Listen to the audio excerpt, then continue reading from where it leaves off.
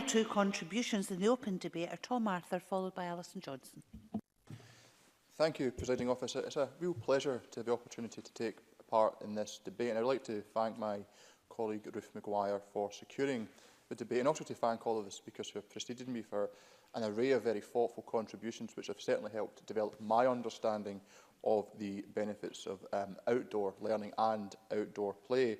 I think many of the arguments, as I say, have been very well rehearsed already, and its potential for improving socialisation, physical and mental health and well-being. I think another key area that's been touched on is its pedagogical utility. I've certainly, in my experience, have felt that there was always a very strong correlation between excitement about a subject and one's capacity to learn that subject. Now, in my pre-political life, I was a piano tutor, which didn't afford much opportunity for any outdoor teaching.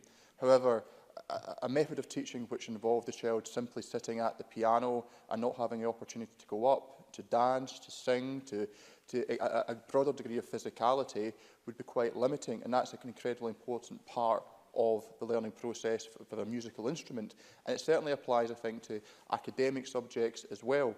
I certainly have been struck by some of the comments in this debate as well with regard to the advance of computerised play. I can perhaps divide my childhood into two separate eras, before PlayStation and after PlayStation.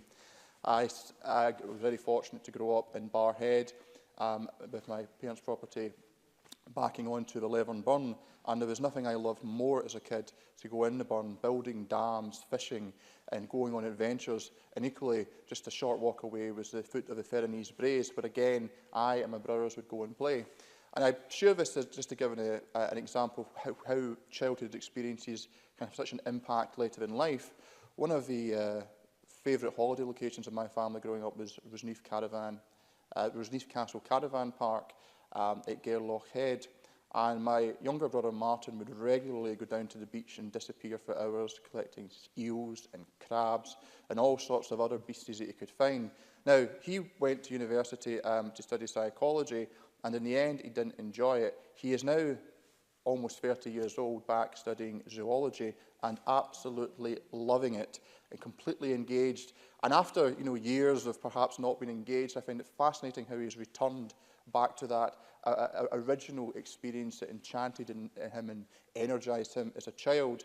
And I think it's absolutely vital that we make sure our young people and our children have that exposure to the outdoors, because we know all of the benefits that it brings, and particularly in areas like problem solving. And there will be skills and abilities that children will acquire with outdoor learning, which simply would be impossible to deliver within the classroom.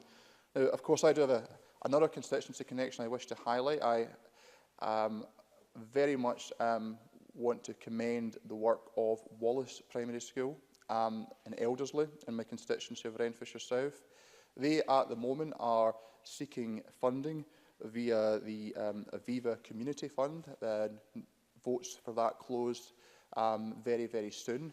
But they are within the perimeter of their school have a wooded area, and they are seeking to develop this to enhance their outdoor learning offer to their children and young people.